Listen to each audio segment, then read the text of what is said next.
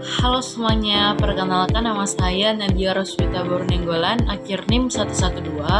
Saya berasal dari Fakultas Hukum Universitas Trunojoyo Madura. Apakah masa jabatan kepala desa yang lebih lama akan membawa stabilitas pembangunan atau justru mengurangi kontrol demokrasi di desa? Mari kita telusuri jawabannya. Baik, langsung saja menjawab pertanyaan mengenai apakah perubahan masa jabatan kepala desa menjadi 8 tahun dan paling banyak 2 kali masa jabatan lebih memperkuat stabilitas pemerintahan desa atau justru berpotensi melemahkan mekanisme kontrol demokratis di desa. Menurut saya, kebijakan ini memiliki dua sisi, sehingga tidak bisa dinilai hanya dari satu sudut pandang. Di satu sisi, masa jabatan yang lebih panjang memberikan waktu yang cukup baik kepada kepala desa untuk menyelesaikan program pembangunan desa sehingga tidak berhenti di tengah jalan. Selain itu, meskipun masa jabatan diperpanjang menjadi 8 tahun, jumlah periode dibatasi hanya menjadi 2 kali. Yang artinya total masa jabatan maksimal menjadi 16 tahun sehingga dapat mengurangi potensi penyalahgunaan kekuasaan dalam jangka panjang. Namun di sisi lain, masyarakat harus menunggu lebih lama jika kepala desa yang terpilih ternyata memiliki kinerja yang kurang baik. Hal ini juga dapat meningkatkan resiko munculnya kekuasaan yang terlalu kuat di tingkat desa apabila pengawasan yang lemah. Oleh karena itu, menurut saya perubahan ini memang dapat memperkuat stabilitas pemerintahan desa, tetapi manfaat tersebut hanya dapat tercapai jika disertai dengan pengawasan yang efektif oleh BPD, pemerintah daerah, dan partisipasi aktif dari masyarakat. Jadi, stabilitas pemerintah dan kontrol demokratis harus berjalan secara seimbang. Bagaimana pemerintah desa, pemerintah daerah, dan pemerintah pusat dapat bekerja sama tanpa terjadi tumpang tindih kewenangan? Temukan jawabannya dalam pembahasan berikut. Oke, selanjutnya kita akan menjawab pertanyaan yang kedua, yaitu mengenai hubungan kewenangan antara pemerintahan desa, pemerintahan kabupaten atau kota, dan pemerintahan pusat dalam penyelenggaraan pemerintahan desa. Menurut saya, hubungan ketiganya bersifat berjenjang dan saling melengkapi. Masing-masing memiliki tugas dan kewenangan yang berbeda, tetapi harus tetap saling mendukung. Pemerintahan pusat bertugas untuk menetapkan kebijakan dan regulasi secara nasional seperti undang-undang desa dan kebijakan mengenai dana desa.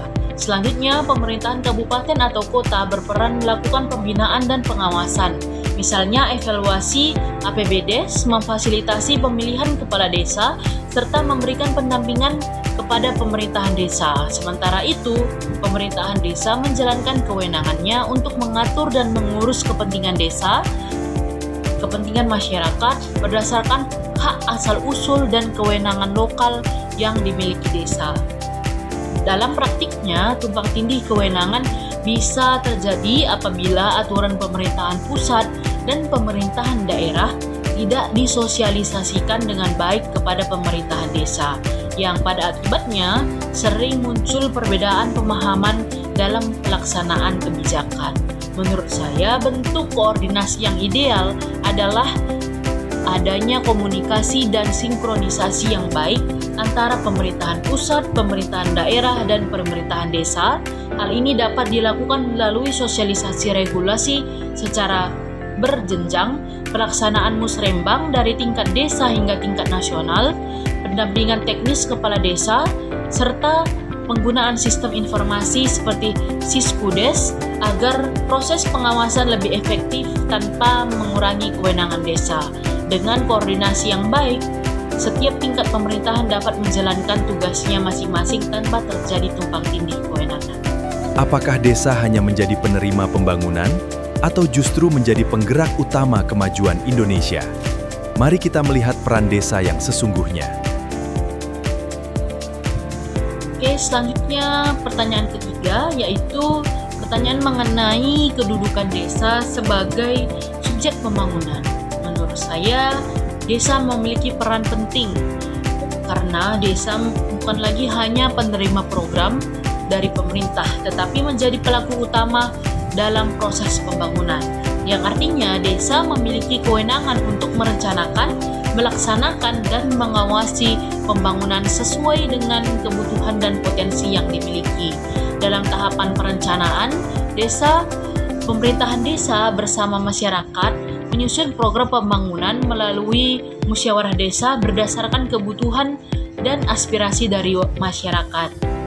Kemudian dalam tahap pelaksanaan, desa mengelola dana desa untuk membiayai program yang sesuai dengan potensi lokal. Misalnya, desa yang memiliki potensi pertanian dapat memprioritaskan pembangunan di sektor pertanian, sedangkan desa yang memiliki potensi wisata dapat mengembangkan sektor di bidang pariwisata. Selanjutnya, tahap pengawasan, BPD bersama masyarakat berperan mengawasi jalannya pembangunan agar penggunaan anggaran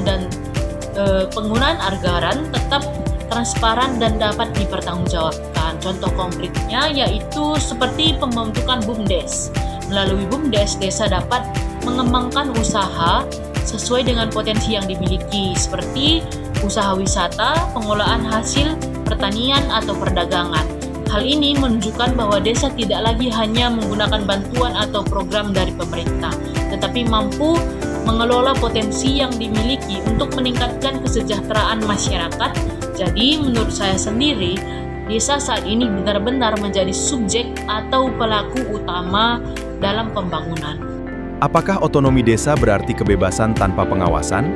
Ataukah pengawasan menjadi bagian penting dalam mewujudkan pemerintahan yang bersih? Mari kita bahas bersama. Yang terakhir, pertanyaan mengenai apakah otonomi desa berarti desa yang bebas sepenuhnya dari pengawasan pemerintahan daerah?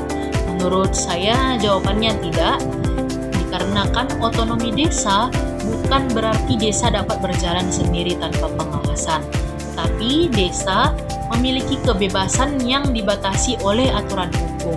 Hal ini sesuai dengan prinsip negara hukum yang diatur dalam Undang-Undang Dasar tahun 1945. Sebagai negara hukum, setiap penyelenggara pemerintah, termasuk pemerintahan desa, harus menjalankan kewenangannya sesuai dengan peraturan perundang-undangan. Artinya, meskipun desa memiliki hak untuk mengatur dan mengurus kepentingannya sendiri, kewenangan tersebut tetap berada dalam kerangka Kesatuan Negara Kesatuan Republik Indonesia. Selain itu, dana desa dan alokasi dana desa berasal dari APBN dan APBD yang merupakan uang negara. Oleh karena itu, penggunaannya harus dapat dipertanggungjawabkan. Dalam hal ini, pemerintahan daerah memiliki peran melakukan pembinaan dan pengawasan agar pengelolaan anggaran berjalan secara transparan, akuntabel, dan sesuai dengan ketentuan yang berlaku. Namun menurut saya pengawasan tidak boleh berubah menjadi campur tangan yang berlebihan.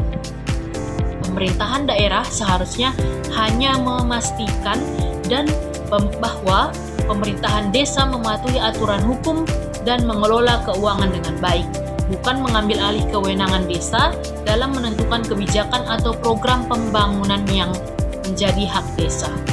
Jadi, dapat disimpulkan bahwa otonomi desa bukan berarti bebas tanpa pengawasan, melainkan kebebasan yang tetap disertai tanggung jawab dan pengawasan sesuai dengan prinsip negara hukum.